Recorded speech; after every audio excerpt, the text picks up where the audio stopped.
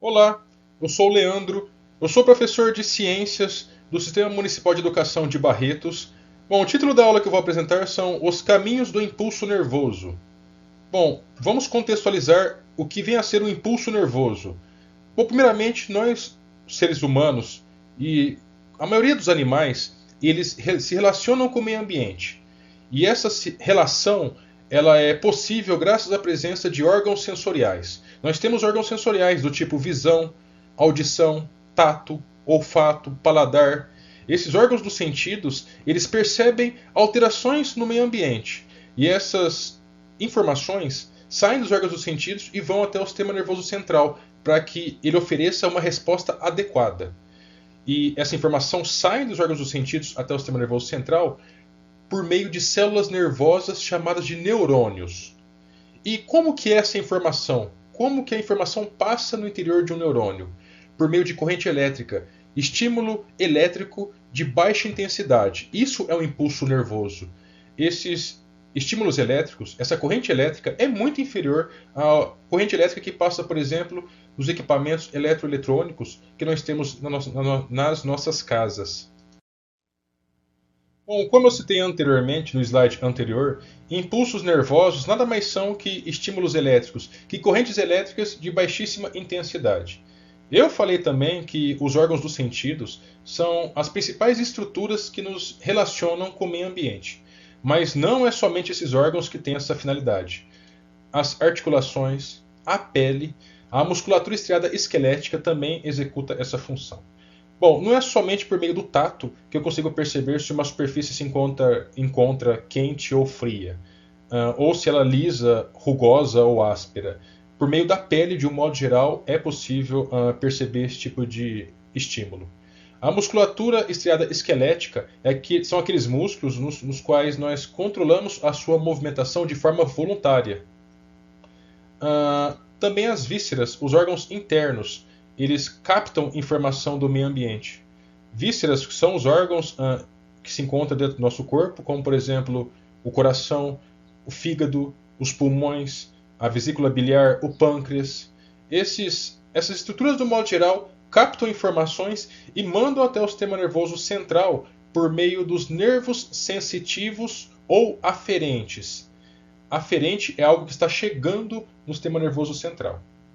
O sistema nervoso central, como já citei anteriormente, consiste no encéfalo e na medula espinhal ou raquidiana. Essas estruturas processam essas informações que chegam por meio da via aferente e fornecem uma resposta adequada. E a informação presente nessa resposta, ela passa pelos nervos motores ou eferentes. Bom, então perceba, se a informação chega no sistema nervoso central, chega pela via aferente. Se a informação sai do sistema nervoso central, ela sai pela via eferente. E vai até onde essa informação?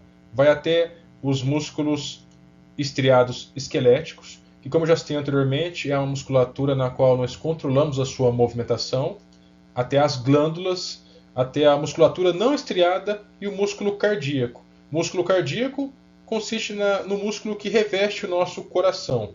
Glândulas são estruturas que, dentre outras funções, está relacionado com a produção de algumas enzimas, como por exemplo, o alimento que nós comemos, ele é digerido ao longo do sistema digestório por meio de enzimas digestivas. E músculo não estriado é a musculatura lisa dos nossos órgãos internos, como por exemplo, a movimentação do esôfago, os movimentos peristálticos que empurra o alimento ao longo do tubo digestório, senão ele ficaria parado na nossa garganta se não fosse esse tipo de movimento. Esse tipo de movimento se dá por meio do estímulo que o corpo percebe que tem comida entrando no sistema digestório. Então ele estimula essa movimentação para empurrar esse alimento tubo digestório abaixo. Bom, por meio dessa figura, nós vamos exemplificar tudo aquilo que foi dito até agora. Nessa figura nós temos uma pessoa segurando uma régua com a mão esquerda.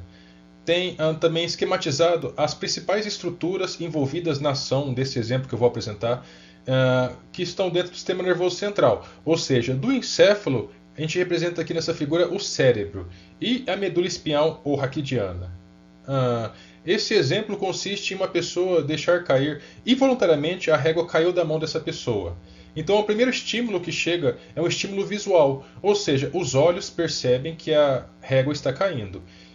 Esse órgão sensorial, esse órgão do sentido, ele manda a informação para o sistema nervoso central, ou seja, para o encéfalo, mais especificamente para o cérebro. Manda esse impulso nervoso para o cérebro por meio do nervo sensitivo ou pela via aferente.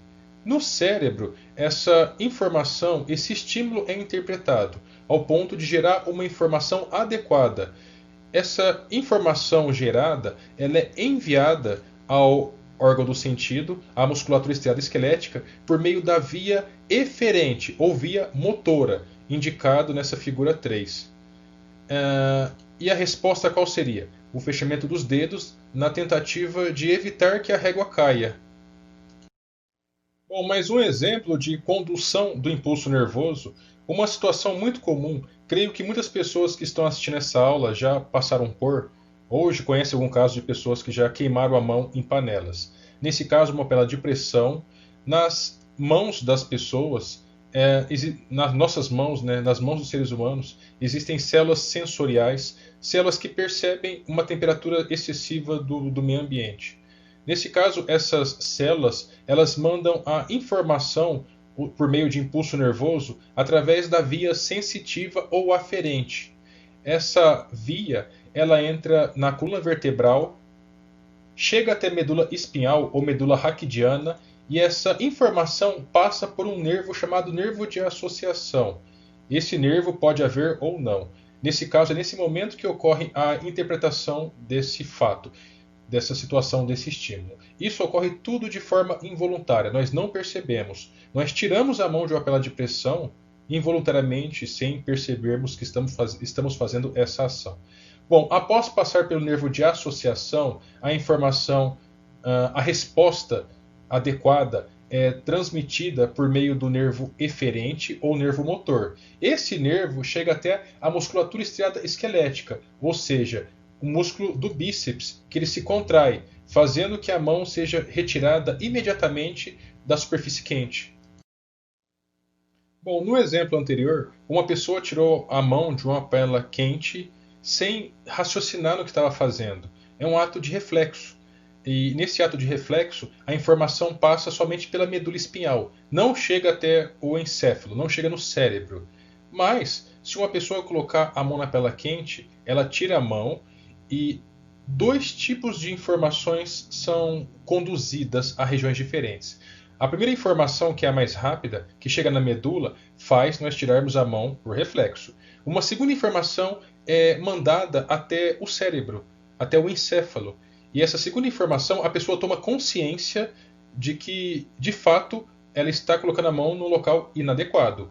E essa informação é um pouco mais demorada. Então, quando você coloca a mão numa panela, as pessoas colocam a mão na panela, ela tira a mão mais rápido antes dela tomar consciência.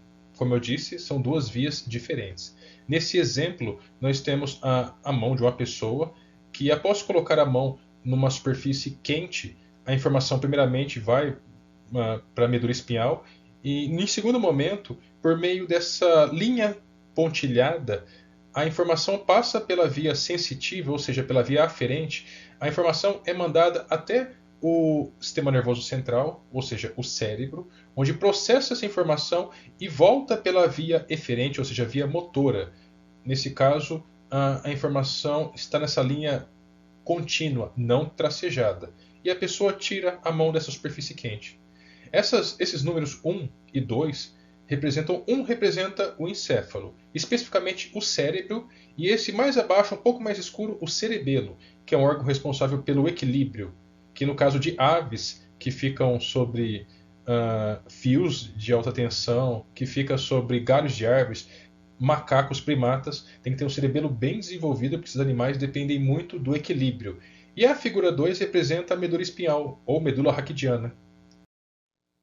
Bom, outro exemplo de condução de impulso nervoso e ato reflexo. Reflexo, como eu disse, é uma ação involuntária. A pessoa não percebe que gerou uma resposta. É do reflexo patelar. Patelar vem de patela. patela, também chamada de rótula, é um osso que fica na região do joelho. Nós vamos seguindo essa numeração na ordem que se apresenta nessa figura.